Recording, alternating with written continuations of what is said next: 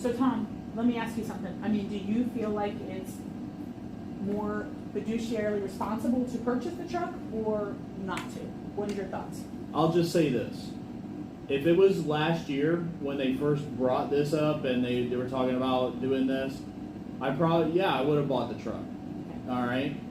But at this point in time where we're at now, we've already spent, over $1 million doing this. And then we're going back a second time and going back over areas we've already done. Where is the limit?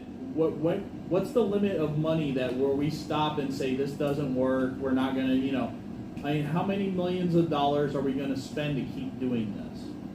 That's a question I have. Another question I have is, how much damage is it doing to the pipes when they do it? Right. Especially multiple times. How many times do they do it before the structural integrity of the pipe is weakened? Right. And that's already been something that we've had questions about, especially from the video we posted where that diarrhea-looking water was coming out of the hydrant. I mean, I don't know. Well, we've never gotten a conclusive These are answer things on that I would ask. I mean, these are things if I was up there, yeah, exactly. There's a limit of the money, or like, because if there's no end of the limit.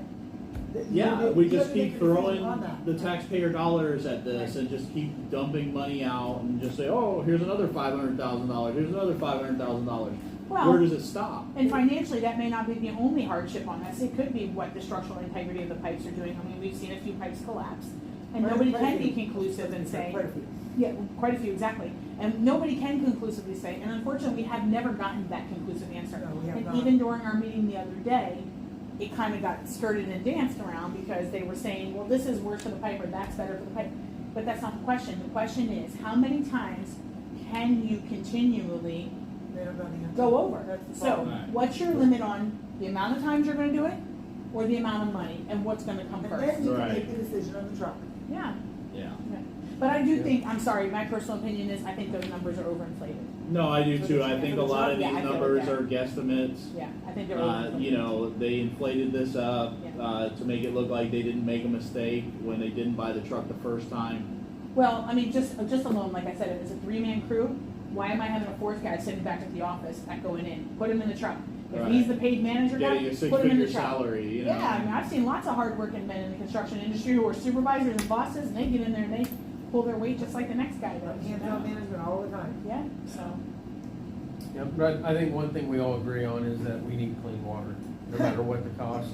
And if it gets to the point where it's something that our city can't afford, we need to get help from the state. Right. Yeah. And find a way to make it I mean, right. I'm sure there's federal I funding. think, Yeah. yeah, well, we have a federal lobbyist, so time to use them. Yeah. Yeah, without a doubt. I think we missed the boat on not going after state funding this past legislative session, where we could have gotten some help for our water.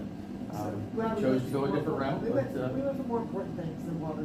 yeah, we don't have to go down that. We're not gonna go down that Yeah, path, yeah, I'm just well- saying, we went for more Well, important I mean, things it's than easy, clean like I water. said, time and time again, we sound like broken records when we say that not everybody's experiencing this. And so it's frustrating because those of us that are experiencing it on the regular basis, and even you guys don't experience it to the degree that Michelle and I are Right. experiencing it. It's overwhelming and it consumes so much. I mean, we have to really be careful, like what we do. I can't even boil my water. They say, oh, you're on a boil water alert. You can't even do that. So if, God forbid, a hurricane happens and I can't get that bottled water or I can't get that 5-gallon jugs that I need, I'm left to consume and bathe and cook with this. Because they made it clear in the meeting the other day. Yes. You cannot boil The resin this out. Correct. You are not getting rid of this when you boil your water. I wish I could get this clear enough out to the residents. You cannot, and they can. Hold on to that thought. Hold on to that thought, because when we get to the portion of the water, you and I will come back to that. You cannot boil this out. Right. Anyway.